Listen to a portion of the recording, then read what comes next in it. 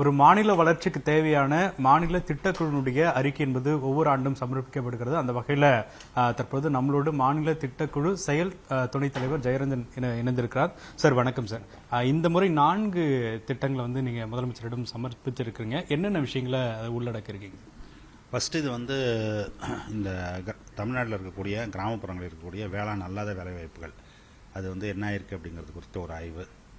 அது வந்து 10 வருஷத்துக்கு முன்னாடி ஒரு 12 கிராமங்களில் வந்து தேர்ந்தெடுத்து அதில் என்னெல்லாம் மாறி இருக்கு, என்னெல்லாம் இருக்குது அப்படிங்கிறத பார்த்துருந்தோம். அதே கிராமங்களுக்கு மறுபடியும் 10 வருஷம் கழிச்சு போய் அதில் வந்து என்ன மாதிரி மாற்றங்கள் அந்த இதில் வேலைவாய்ப்புகள் நிகழ்ந்திருக்கு, என்ன மாதிரி வேலைவாய்ப்புகள் புதுசாக வந்துருக்குறது அப்படிங்கிறதெல்லாம் வந்து டாக்குமெண்ட் பண்ணி அதை கொடுத்துருக்குறோம். அது ஒன்று. ரெண்டாவது வந்து என்ன அப்படின்னு கேட்டிங்கனாக்கா, இந்த சஸ்டைனபிள் டெவலப்மெண்ட் கோல்ஸ் என்று சொல்லக்கூடிய வளம் குன்றாத வளர்ச்சிக்கு இலக்குகள் 2030 அதற்கு உண்டான ரோட் மேப் வந்து நம்ம தமிழ்நாடு வந்து எங்கே போகுது, இப்போ எங்கே இருக்குது, எந்தெந்த இலக்குகள்லாம் நம்ம எங்கெங்கே இருக்கோம், முன்னணியில் இருக்கோமா, முன்னே ஓடிக்கிட்டு இருக்கோமா, இல்லை கொஞ்சம் தூரத்தில் ஓடுறோமா, ரொம்ப பின்தங்கி இருக்கோமா அப்படிங்கிறது எல்லாத்தையும் வகைப்படுத்தி அதில் நம்ம போக வேண்டிய தூரம் என்ன, அது போகிறதுக்கு உண்டான வழி என்ன, வகை என்ன அப்படிங்கிறது எல்லாத்தையும் ஒரு 650 பக்கம் அறிக்கையாக தயாரித்து அதை கொடுத்துருக்குறோம். அது வந்து ஒவ்வொரு துறை வரையும் அவர்கள் அதை பார்த்து முடிவு பண்ணணும். அது ரெண்டாவது. மூணாவது வந்து இந்த குளோபல் கேப்பபிலிட்டி சென்டர்ஸ் அப்படிங்கன்னு சொல்லக்கூடிய ஒரு என்ன சொல்கிறது, ஹை பேயிங் ஜாப்ஸ் அந்த மாதிரி துறைகள் அது வந்து எந்த அளவுக்கு தமிழ்நாட்டில் வந்து கொண்டு இருக்கிறது, இன்னும் அதுக்கு என்ன நிறைய ஸ்கோப் இருக்குது, அதுக்கு நம்ம வந்து இன்னும் நிறைய நிறுவனங்களை இங்கே ஈர்ப்பதற்கு நாம் என்னவெல்லாம் செய்ய வேண்டும் அப்படிங்கிறது. ஏன்னா நம்ம தமிழ்நாட்டில் தான் வந்து உயர்கல்வி படிப்பவருடைய மாணவர்களுடைய எண்ணிக்கை பெருமளவு அதிகமாக இருக்கிறதுனால அவர்களுக்கு வந்து ஒரு சிறந்த வேலைவாய்ப்பை உருவாக்குறது அப்படிங்கிறது. அது மூணாவது. நாலாவது வந்து இந்த மாதிரி ஆட்டோமொபைல் இண்டஸ்ட்ரியில் இருக்கக்கூடிய மாற்றங்கள், தொழில்நுட்பத்தில் இருக்கக்கூடிய மாற்றங்கள், அதற்கு வந்து நம்ம எப்படி நம்மளை தகவமைத்துக் கொள்ளணும், அதற்கு நம்ம என்னெல்லாம் செய்ய வேண்டும் அப்படிங்கிறது துறை சார்ந்த வல்லுநர்கள் எல்லாம் கூப்பிட்டு அவர்களுடைய கருத்துக்களை எல்லாம் கேட்டறிந்து அதை விவாதித்து எல்லாத்தையும் தொகுத்து ஒரு அறிக்கையாக கொடுத்துருக்கோம். 2030க்குள்ள இந்த 1 ட்ரில்லியன் எக்கனாமிக்ல நம்ம போகணுங்கிறது பெரிய அச்சீவ்மெண்டா தமிழ்நாடு அரசு முன்னெடுக்குது. அதற்கான பாதை சரியா இருக்குன்னு பாக்குறீங்களா? இப்போ நம்ம ஏற்கனவே கிட்டத்தட்ட 9 லட்சம் கோடி கடன் இருக்கு. கடன் பட்டில அது வந்து பொருளாதார வளரோட கடன் அதிகமாகிட்டு போகும், அதுல ஒன்றும் இல்லை.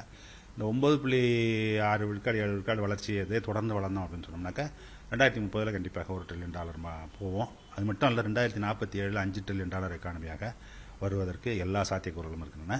இப்போ இருக்கிற இதை தக்க வச்சுக்கிட்டோம்னாலே அப்படியே போயிடலாம். அதை இப்போ இந்த $1 ட்ரில்லியன் நம்ம அச்சீவ் பண்றோம்னா அதனால தமிழ்நாடு எப்படி மாறி இருக்கும்? இப்போ நம்ம 30 லட்சம் கோடி உற்பத்தி பண்ணிட்டு இருக்கோம் வருஷத்துக்கு.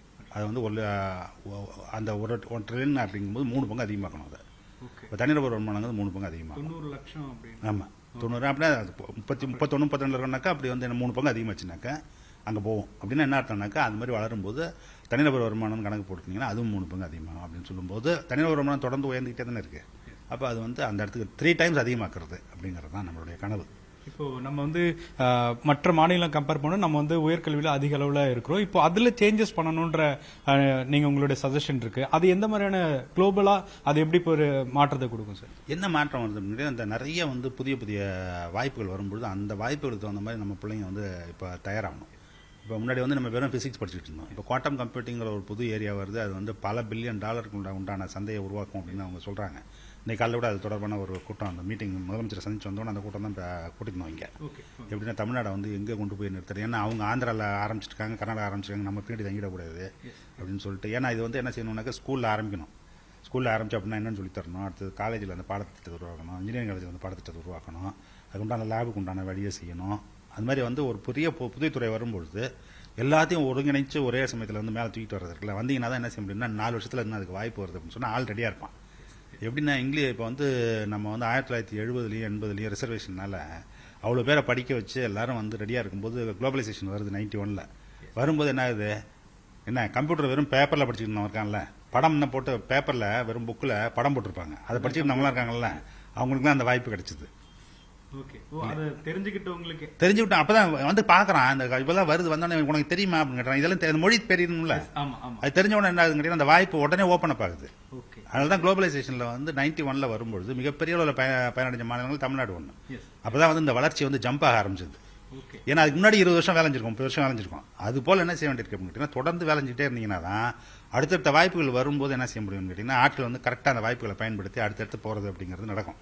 இப்போ இந்த புதிய கல்விக் கொள்கை அப்படிங்கிறது வெறும் மாநில பாடத்திட்டத்திற்கு மட்டுமா அல்லது நம்மளுடைய இன்ஜினியரிங்ல இருந்து மற்ற துறைகளுக்கும் அது பொருந்துமா? எல்லாத்துக்கும் வரும். அது எல்லாமே மாநில அரசு தயாரிக்க போகுது. ஆமா, ஏன்னு கேட்டீங்கன்னா இப்ப நம்ம இந்த சொல்றோம்ல குவாண்டம் கம்ப்யூட்டிங் வருது அப்படின்னு சொன்னோம்னா அதுக்குண்டான வேலையை செய்வோம் இல்லையா? அதுக்குண்டான நாட்டில் தயார் பண்ணுவோம்.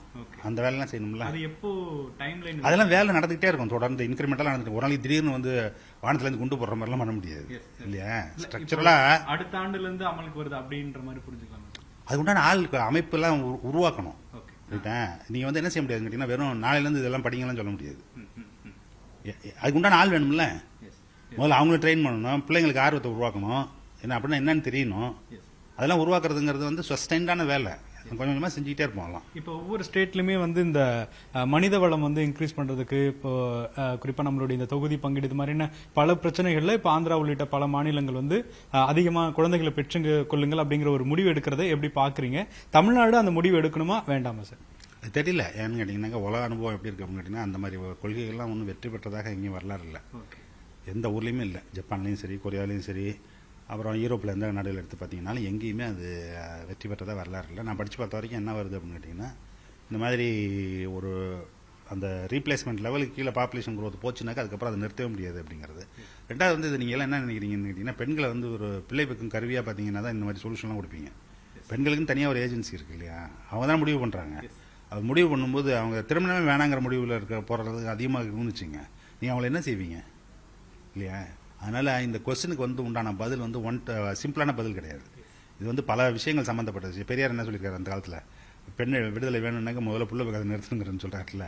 அந்த மாதிரி ஒரு அந்த ஏஜென்சி பெண்களுக்கு வரும்பொழுது என்ன அது வந்து அந்த இடத்துல தான் நீங்கள் நெகோஷியேட் பண்ண முடியும். நீங்கள் வந்து சிம்பிளாக இந்த மாதிரி லீவு கொடுக்கறது இல்லை பணம் கொடுக்கறது அப்படிலாம் வந்துலாம் அதை பண்ணிட முடியாது. இப்போ அதே மாதிரி ஆந்திராவினுடைய முதலமைச்சர் வந்து 8 மணி நேரம் பணி நேரத்தை 10 மணி நேரமா உயர்த்துறதுக்கான அந்த பரிந்துரைகளை செஞ்சிருக்கிறாரு. அது சரியான போக்கா? ஏன்னா நம்ம பல போராட்டங்களுக்கு பிறகு அந்த 8 மணி நேரம் கிடைச்சிருக்கு. அதெல்லாம் வந்து அதை பத்தி கமெண்ட் பண்ற இடத்துல நான் இல்லை. சரியா? நான் வந்து மாநிலத்துக்கு அதுவும் நான் இப்ப பக்கத்து மாநிலத்தை பத்தி நம்ம எப்படி கமெண்ட் பண்ண முடியும் இல்லையா? நான் வந்து ஒரு மாநில அரசனுடைய பொறுப்புல இருக்கிறவன் இன்னொரு பக்கத்து மாநிலத்தில் நடக்கிறத பத்தி நான் கமெண்ட் எப்படி பண்றேன்? நம்ம மாநிலத்துக்கு அது பழைய எக்கானமிஸ்டா இருந்து நீங்க கேட்டீங்கன்னா நான் வேற பதில் சொல்லுவேன். இப்ப இந்த இடத்துல இருந்து அந்த பதில் நான் சொல்ல முடியாது. ஓகே சார், மிக்க நன்றி. ஒளிப்பதிவு நியூஸ் 18 தமிழ்நாடு.